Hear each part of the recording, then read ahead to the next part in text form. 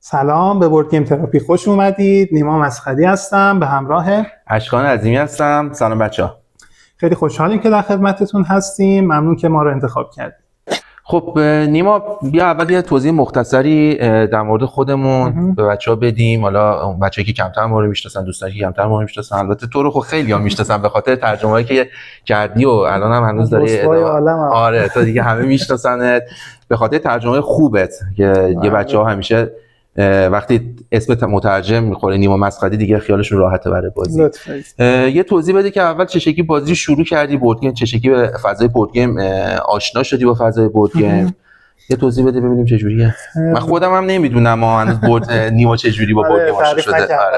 ببین من از بچگی عاشق بورد گیم شدم. من یادم 7 سالم بود، خواهر بزرگترم رفته بود شمال، برای من سوغاتی یه دونه بازی آورد، راز جنگل. من تا اون موقع اصلا بازی رومیزی راز جنگل همه داشتن. بابام خیلی تخت نرد بازی می‌کرد، اونو دیده بودم، ولی راز جنگل که اصلا برام آورد بازی کردم دیوونه شدم. مثلا رفتم توی دنیایی، هی میرفتم یه مغازه‌ای بود بالاتر از خونمون، اسباب بازی فروشی بود. اون موقع نگاه می‌کردم ببینم شبیه این بازی چی داره. هی ازش می‌پرسیدم اما مثلا راز جنگل من بازی کردم چی داره این شبیهش. اون موقع یادم روپولی و اینجور چیزا بود.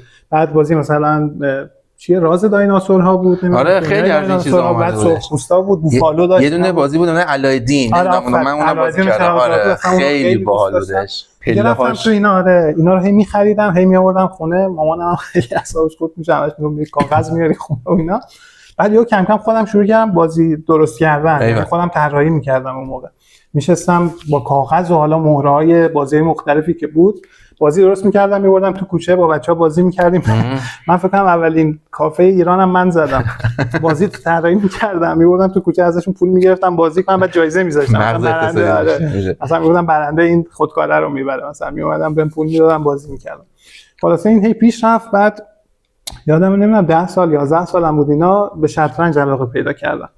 به شطرنج که علاقه پیدا کردم، یه پسری هم تو گوشه‌مون بود اسمش کاوه بود، اون قهرمان شطرنج مثلا استانی اینا شده بود، که دید من علاقه دارم، بهم کتاب معرفی کرد، گفت برو این کتابا رو بخون و برو کلاس اسپریس. که رفتم حالا کلاس شطرنج، خیلی هم دور بود از خونمون یادم. بعد خلاصه خیلی شطرنج باز شدم و میرفتم کلاس و کتاب می‌خریدم و الان فکر کنم دارم کلی کتاب شطرنج. به خاطر همین خیلی هم بورد گیم خوب بازی می‌کنی دیگه. بعد خلاصه تا چند سال فقط شطرنج حالا خیلی علاقه داشتم، دنبال می‌کردم، کتاباشو می‌خوندم، میرفتم حالا بازی‌های اساتید رو می‌دیدم و تو مسابقات و اینا شرکت می‌کردیم، تا اینکه حالا اومد تو دانشگاه باز همون شطرنج و اینا بود، تا اینکه قبول شدم دانشگاه شریف تهران برای ارشد نرم افزار که می‌خوندم سال 92. که اومدم تهران، یه روز داشتم تو یوتیوب میگشتم، همین فیلم‌های شطرنج رو می‌دیدم، توی حالا شرکتمون نشسته بودیم، یه ویدیوی توجهمو جلب کرد که اسمش چی بود، پیجش خیلی هم معروف بود، بازیگر استار وارز جنگ زادگان. آره یه تو اونم بازی کرد، اسمش رو یادم رفت، تیبل تاپ اینجور چیزی بود اسمش، که داشت بازی کارکاسون رو بازی می‌کرد. رفتم بودم این چیه، برم ببینم. یهودم چه بازی باحالیه، یادم اون راز جنگل و اینا افتادم، ولی دیدم چقدر پیشرفته تره، چقدر باحال‌تره. بعد هی رفتم ویدیوهای اون پیج رو دیدم، بعد رفتم استونیجش رو مثلا دیدم، کاپتان دیدم چقدر چیزای جالبیه این بازی‌ها، چه باحال، تو ایران آیا هست یا نه. یه سرچ کردم ببینم کجاها دارن این بازی‌ها رو، که زیاد چیزی پیدا نکردم اون موقع، راستش هنوز انقدر باب نشده بود واقعا، تازه داشت چک می‌گرفت. حالا یه روز با خانومم رفتیم شهر کتاب همین طالقانی کرد، اونجا دیدم بازی کارکاسون رو داره، خیلی اتفاقی یهو دیدم داره. قبلش بگم یه اوتلو خریدم قبلش، بازی اوتلو رو یه بار رفته بودیم همین شهر کتاب دیدم، خریدم که با خانمم بازی کردم، خیلی باحال بود، ولی خب اونم انتزاعی بود دیگه، مثل شطرنج اینا باحال، ولی خب اینجور بورد گیمی نبود. که حالا یه روز رفتیم کارکاسون رو دیدم، اون موقع یادم 125000 تومان بود دقیقاً یادمه، یعنی قیمت بازی رو که خریدمش. خیلی هم اصرار کردم به خانمم که حتما اینو بخریم و فلان، گفت برای چته و اینا، بزرگ شدی. گفتم بابا این بازی اینا همه خانوما میگن آقا، گفتم این بازی بچه‌ها نیست، این بازی بزرگسالان، اتفاقا حالا روش نشوندم، نمیدونم زده بود چند سال به بالا بازی میکنن. گفتم مطمئن باش باحاله، میگیریم برای اوقات حالا فراغتمون بازی میکنیم. اونو خریدم، بازی کردیم. یه هفته بعدش رفتم توی سایت حالا بازی پلنت بود، اون موقع استونیج بود که ویدیوشو باز دیده بودم، گفتم اینم باید بخرم. اون موقع یادم 230 تومن اگه اشتباه نکنم، 240 تومن 230 تومن، اتفاقا چند وقت پیش فاکتورش هم یهو اومد جلوی دستم، نگاه کردم 230 تومن، چه حسرت بود.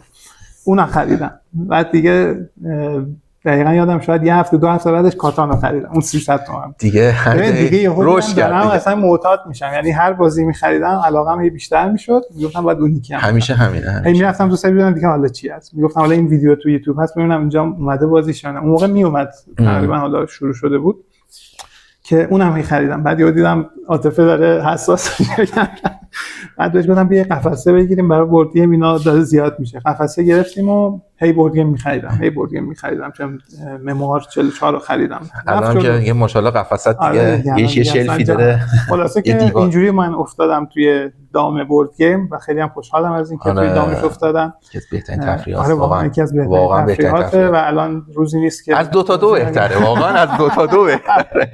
حداقل آرامش داریم تو بازی. خب با بازی ویدیویی فرقش همینه دیگه. بازی ویدیویی در لحظه است و استرس داره و بعد همون لحظه تصمیم بگیری. بعد بورد گیم چیزی برای آرامش براش مثلا جمعی که میشینن و اینا خیلی خوبه. همین که ارتباط مستقیم داریم با هم دیگه و خیلی خوبه دیگه، هم اوقات فراغتتو پر می‌کنی، هم روابط اجتماعی زیاد میشه. مثلا من پیدا می‌کنم. دقیقاً همینجوری بودش. دوست شدیم سر همین بورد گیم و خیلی از دوستان دیگه که حالا ما داریم و رفت آمد داریم. بله. واقعا سر همین بورد گیم بودم. خیلی خوشحالم که به این وادی وارد شدم به این شکل که خیلی اتفاقی با یه ویدیو یوتیوب دوباره برگشتم تو دنیای بچگیم. دقیقاً. واقعا دنیای شیرینی بود. یعنی من بچه بودم قشنگ یادم از مدرسه میومدم خونه به عشق این میومدم که بیام فقط بشینم بازی بکنم و حتی میشستم با خودم بازی میکردم. آره کسی نبود جنگل با خودم بازی. خیلی جالب. من حالا مثلا یه درختو میدیدم حالا این بازی زیرش بعد اینکه بازی کنم فرض میکردم مثلا یه جوری برخورد میکنم انگار ندیدم مثلا. آره هنوز که هنوز من بعضی از بورد گیم‌ها خودم همینجوری هستم. حالا مثلا خودم تنهام یا مثلا شیما وقت نداره با من بازی کنه، خودم دقیقاً همینجوریم. خودم کارتا رو بازی میکنم. مثلا حالا یه جوری تست میخوام بکنم، فکشنا رو ببینم اینا این شکلیه. حالا من تعریف کردم و دیگه ترجمه هم که وارد شدم من از اول خب چون خودم علاقه داشتم می‌خواستم بقیه هم بتونن خیلی راحت بازی کنن، چون خیلی از بازی رومیزی ترجمه می‌خواست دیگه. انگلیسی بود. یکی از مشکلاتی که داشتم این بود که حالا اکثر هم بازی هم که داشتم خیلی انگلیسیشون خوب نبود، ضعیف بود مثلا، یا نمیتونستن قوانین رو بخونن از روی دفترچه اصلی. شروع کردم کم کم ترجمه می‌کردم می‌ذاشتم، حالا این ور اون ور می‌دادم، سایتایی که بود اون موقع می‌ذاشتن. و حالا یه بار آکو گیم اون موقع می‌خواست چیزو بزنه، سنخوان رو بزنه. اولین چیز بود که ترجمه کردم که گفت برام ترجمهش می‌کنی، گفتم باشه. واقعا بازی تقریبا سختی هم هست. سخت ترجمهش کردم و اومد بازار و دیدم چه کار باحالیه، ترجمه کردم و ادامه دادم دیگه. از اون موقع بازی خیلی سنگین‌تر ترجمه کردم و حالا اون موقع رایگان تو اون پیج گذاشتم. خب بعد شد دیگه همین بازی که تولید میشه ماشاءالله امروز هم که داره خیلی گرد همینجوری هفته 3-4 تا بازی جدید داریم می‌بینیم. آره بازی سنگین هم ماشاءالله. اینجوری هم وارد حالا حوزه ترجمه شدم و فکر می‌کنم الان کمتر بورد گیم بازی از حداقل اسم من رو روی دفترچه ندیده باشه. هفته پیش که میگم شما آقای مسقدی نژاد هست. آره گفتم مسقدی هستم، مسقدی نژاد نشنیده بودم. حالا یعنی میشناخت از روی اون حالا اسم، چون فامیلی مدید مسقدی، گفتم ما مسقدی نژاد هستیم که حالا دوستان لطف دارن به بنده که پیج بورد گیم بازم که از خیلی وقت پیش زده بودم. من خودم از همون بیشتر با آشنا شدم.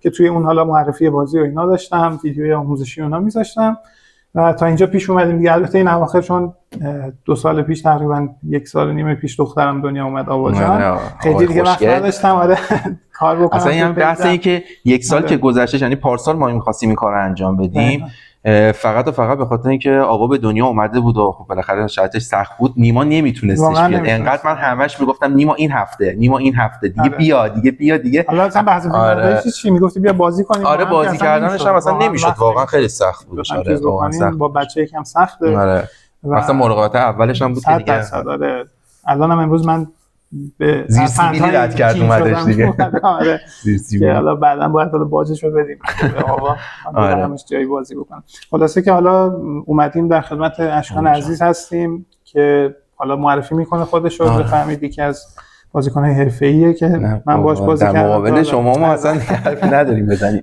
بهترین هم بازیایی که دارم یکیش اسماعیل، یکیش هم قطعاً اشکانه. این دو تا عزیز خیلی هم بازی خیلی خوبی هستن، هم رفیقای خیلی خوبی هستن دیگه. بر ما جزء خانواده‌مون شدن. خانواده می‌ریم دیگه، ما رفت آمد داریم با هم. جمعه پیشم با هم بیرون رفتیم، نیمرو قرار بود ما نداد. آره اونم داستان داره بعداً تعریف می‌کنم. آره خب حالا اشکان خودت تعریف کن. منم خب این بحث راز جنگل و حالا علایالدین و اینا که خب همه بچهای تو حالا دهه 60 ها همسن سالای ما که بودیم واقعا اینو داشتیم، همه داشتیم بالاخره. یعنی من فکر کنم هنوز که هنوز علایالدین اگه بگردم میتونم پیدا کنم. آره هنوز فکر کنم هستش شهر کتابی. آره نه حتی مال خودم بود همون موقع. آره حتی ممکنه الان بتونم پیدا کنم. خیلی خوبه. بعد من یه بار مامانم همش آتیش زد یادم. انقدر کاغذ جمع کرده بودم تو خونه یا همه رو آتیش زد. دیگه با اون دیگه رسیدیم به بازی کامپیوتری و دیگه حالا میکرو سگا و کامپیوتر و بعدش اینا. یعنی اصلا کلا دیگه از دنیای بورد گیم به اون صورت دور بودم. یعنی شطرنج هم حالا من مثل تو نرفته بودم طرفش تا سال 99 بود، 98 99 بود که یه کافه به نام بوردینو بود طرفای گوهردشت بودش.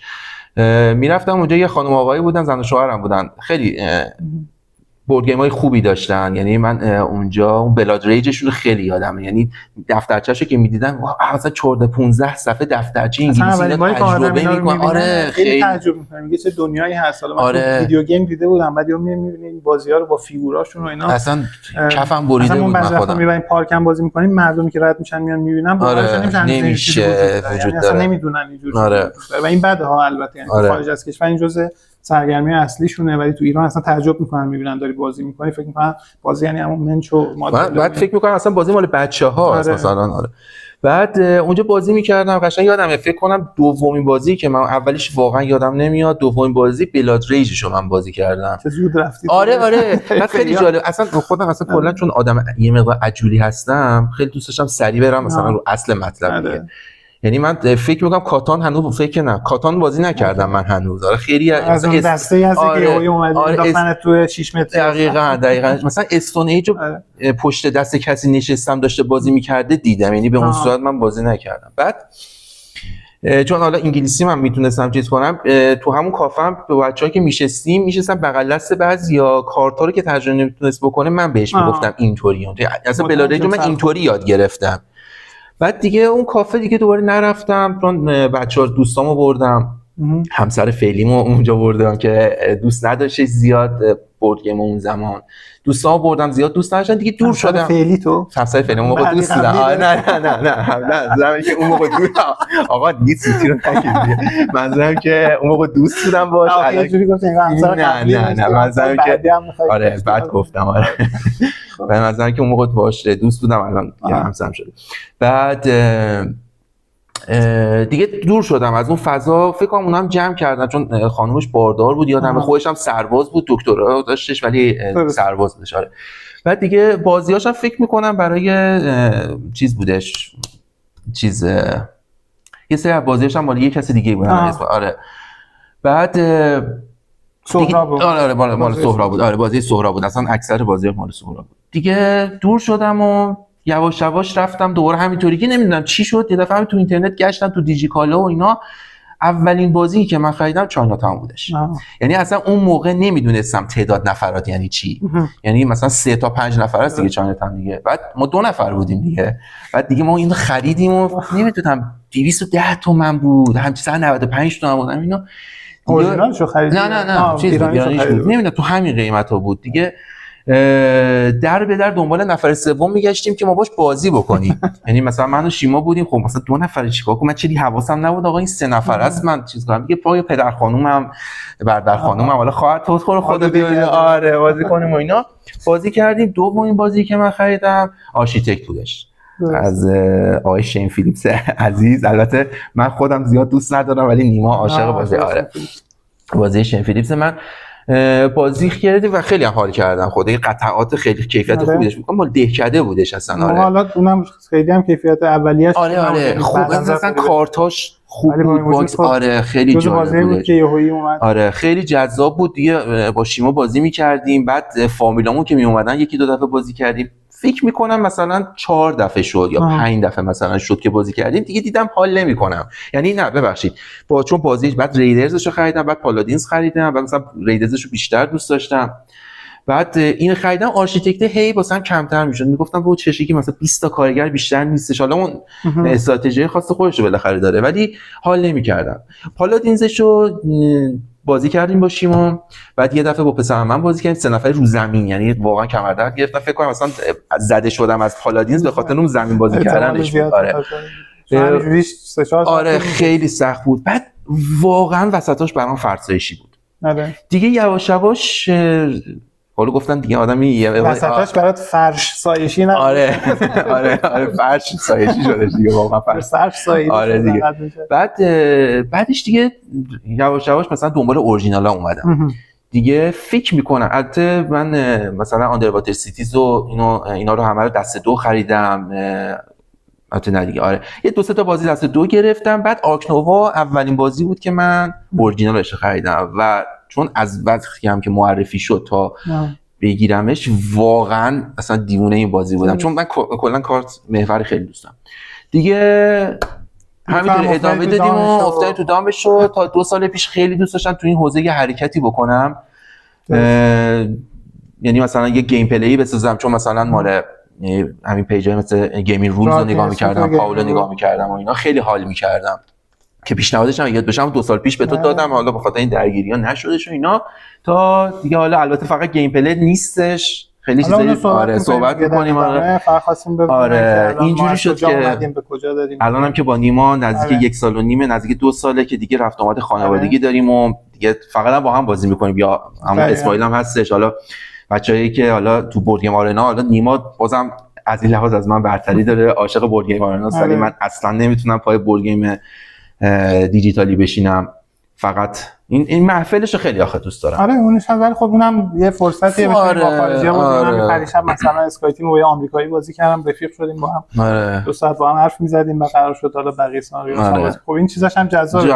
آره میتونی دنیا دسترسی داری به بازی‌های روز دنیا، دسترسی داری قبل اینکه بیان و میتونی خیلی بازی‌ها اونجا بازی کنی، یاد بگیری، قانوناشو بفهمی. اصلا ستاپش آخه راحت‌تر، امتیازگیری شده خیلی راحت‌تره. ولی خب من ترجیح میدم بدم 2 تا بازی کنم، اعصاب خودم بهتر خورد کنم. 2 تا بازی حرفه‌ای هم هست، اعصاب خودم خورد کنم. آره 2 تا چند وقت هم هست از بورد گیم یکم دور شده بودیم، شاید به خاطر همین 2 تا. آره 2 تا بودش. اینم از معرفی، حالا قرار مختصرتر باشه ولی فکر کنم یکم زیادتر شد، طولانی شد. اشکال نداره، هرچی ما رو بهتر بشناسن خب بهتره برای مخاطب.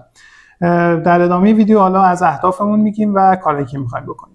خب اشکال الان ممکنه مخاطب از ما بپرسه که شما قراره چیکار بکنید؟ این همه پیج تولید محتوا تو ایران هست، دارن فعالیت هم میکنن، حالا کما بیش هر کس به طریقی، آیا شما هم قراره همون راه اونا رو برید؟ یا مثلا نیما تو خودت پیج بورد گیم باز رو داشتی هم چی شد اصلا؟ چی شد حالا میخوای بورد گیم تراپی رو انداختید، میخواد چیکار بکنید اینجا؟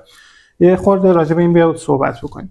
اولا اینکه چیزی که ما رو به این داشت، حالا بخوایم پی قرون بسپرم بگیم که این بورد گیم تراپی رو راه بندازیم، یک کمبودی ما احساس کردیم توی فضای تولید محتوای داخلی که حالا وقتی میایم مقایسه میکنیم با فضای تولید محتوای خارجی میبینیم ما خیلی عقب‌تریم از اونها. اونا افرادی رو دارن که دارن حرفه‌ای تو این زمینه کار میکنن، گیم پلی‌های خیلی خوب میسازن، آموزش‌های عالی میسازن یا ریویوهای خیلی خوبی میذارن، دور هم میشینن گپ میزنن راجع به بورد گیم، بازی میکنن، هزار تا کار میکنن، ولی کارشون همه حرفه‌ای تو د پوینت، یعنی میدونن دقیقاً میخوان چیکار بکنن. تو ایران از هر دری چی میگن سخنیه، هر کسی داره یه کاری میکنه، خیلی تمرکز نیست. و حالا اینو به عنوان چیز برداشت نکنید من میگم من خودم خیلی خفنم، نه. ببینید کسایی که دارن کار میکنن به نظر من همشون رفیقای خود من هستن، با هم صحبت داریم و بده بستون داریم، نمیان حرفه‌ای این کارو دنبال بکنن، یعنی وقت نمیذارن، خیلی برای بازی سبک‌تر دارن خیلی وقت میذارن. بازیایی که الان توی بازار جا افتاده اکثرا بازی سنگینه و هیچ محتوایی براشون نیست واقعا، نه آموزش درست حسابی ازشون هست، نه ریویو درست حسابی. مخاطب فقط داره چشم بسته میخره. دقیقاً مثلا بازی آنو 1800 میاد هیچ نمیدونه چیه، فقط میرن میخرن. خب والاس دارن میگن خیلی خوبه، یه پیج هم میگه بهترین بازی بخرید، میره میخره.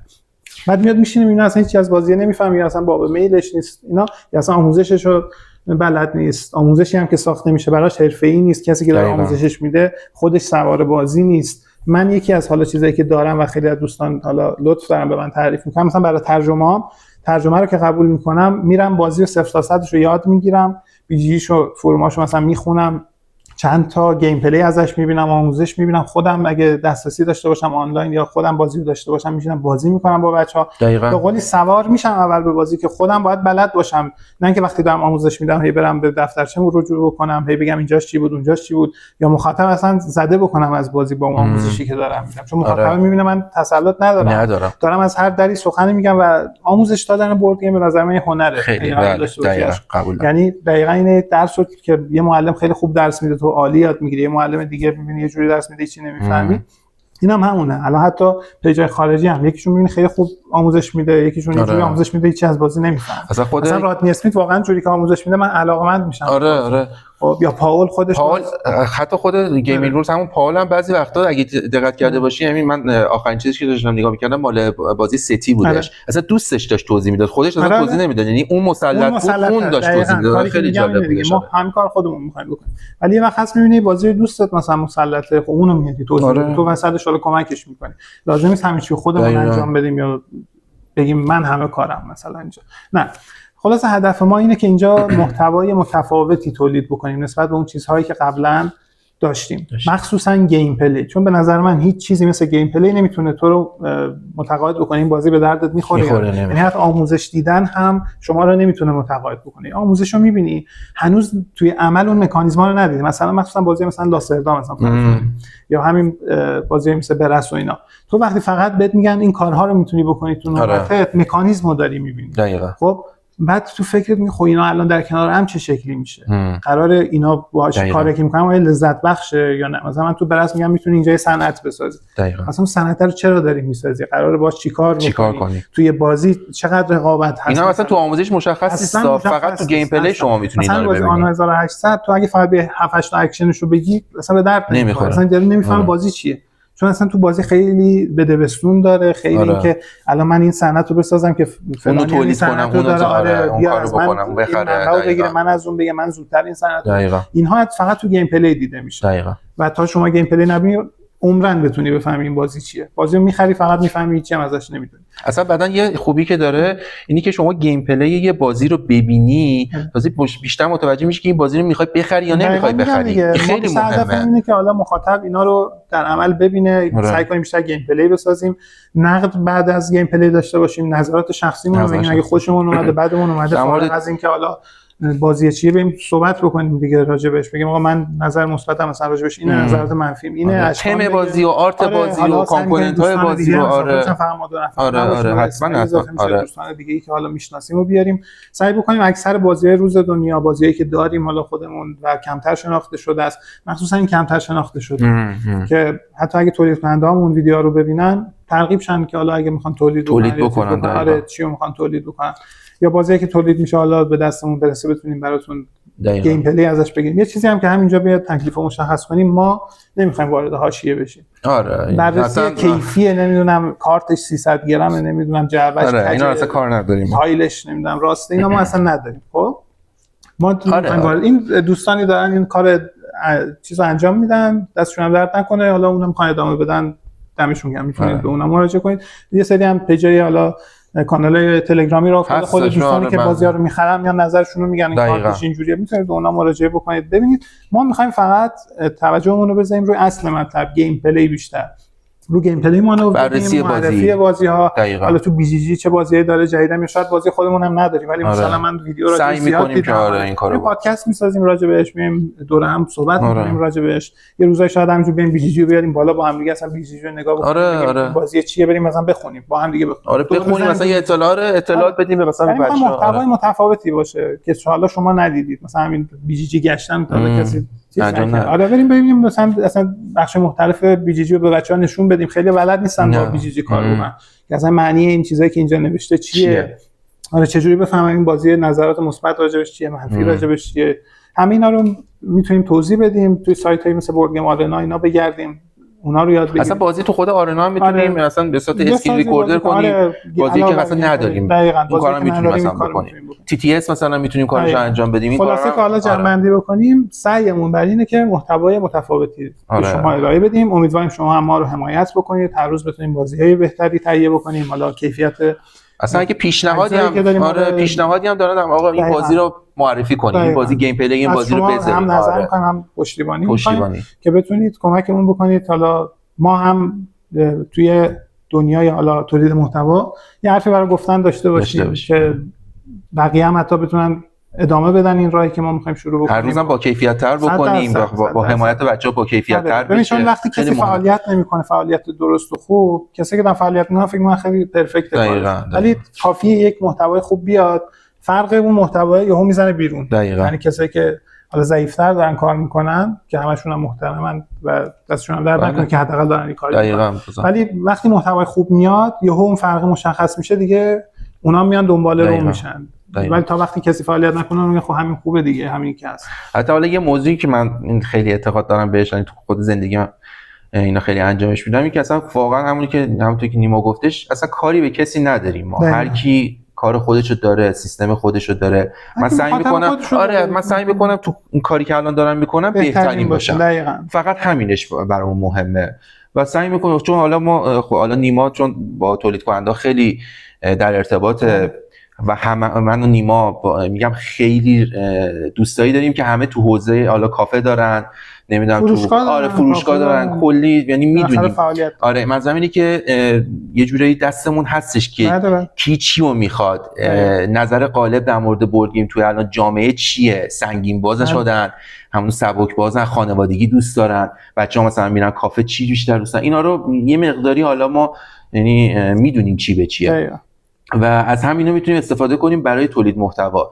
یعنی دور نیستیم واقعا، ما خودمون همش در حال خرید بازی هستیم. یکی از مشکلات ما اینه. که گفتی، حالا من اینم بگم که ببینید یکی از فرقایی که جامعه بورد گیم خارج داره با اینجا اینه که کسایی که تولید محتوا میکنن اونجا حمایت مالی دارن میشن از طرف مخاطب که بتونن با اون حمایت بازی‌ها رو حالا هم دارن از طرف تولید کننده براشون حالا بازی‌ها فرستاده میشه. چیز که حالا ما که با تولید کننده خارجی اصلا در ارتباط نیستیم، خیلی هم شاید وارد دنیای حالا تولید داخل هم اصلا نمیخوایم بشیم، ولی میگم مثلا اونجا برای همین پاول بازی فرستاده میشه که مثلا باهاش آموزش بسازه یا گیم پلی بسازه و از طرفی اصلا کلا تولید کننده رو ول کنیم، خود پاول سایتی از پیترون اونجا میرن عضو میشن، حمایتش میکنن.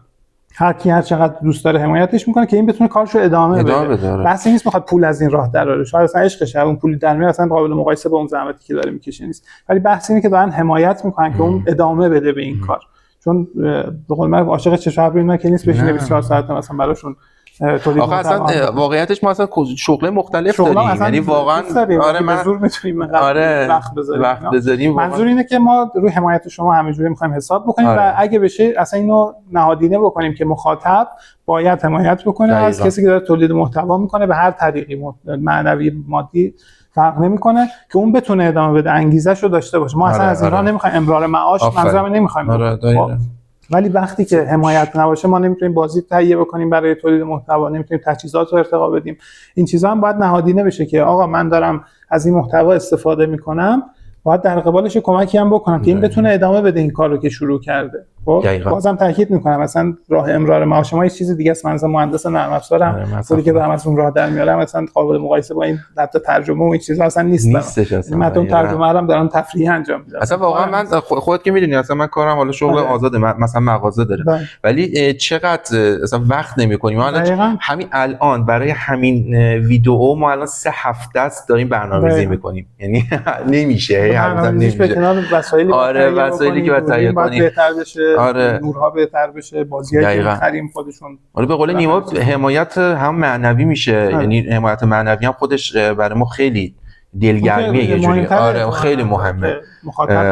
چون همین الانش هم بالاخره ما این کارو اینو یه جوری به عشقمون و دوست داشتنمون که این کار دوست داریم یه تولید محتوای خوبی داشته باشیم. یکی از چیزایی که همیشه میگفتی تو، یکی این که ترجمه‌های بورد گیم خیلی بد بود. یعنی یکی از حالا اینجوری چیز نگم میگه من نه ترجمه بقیه اخر ترجمه نه خب بالاخره آدم یک بار اصلا چیزی که باعث شد من تو ترجمه همین رو خواستم تعریف کنم دیگه. مثلا ماجرای دداف اینتر بود، یه بازی اومد به بازار دداف اینتر، من خودم خریدم بازیو و نگاه کردم ترجمه داغون، همه اشتباه و واقعا حس بدی داشتم. گفتم آقا ببینیم مردم بیچاره که میرن اینو میخرن الان چه حس بدی دارن، شاید حتی ندونن اشتباه، بعد بازی میکنن چقدر بده با اشتباه دارن بازی میکنن. چقدر تو خودت اصلا آره. به صورت رایگان گذاشتی. خیلی گذاشتم که حداقل درست بازی بکنم. خب یعنی واقعا اعصابم خورد میشه. الانم واقعا اگه دارم ترجمه رو ادامه میدم اکثرش به خاطر اینه که دوست دارم یک چیز درستی بره دست. دغدغه‌ت یه جوری شد. آره. دقیقاً که یعنی واقعا بازی میاد که خودم مترجمش نیستم، خیلی با دلهوره میرم سمتش که خدا کنه این بازی رو یه نفر ترجمه کرده باشه که مسلط باشه بهش. اون واقعا بده.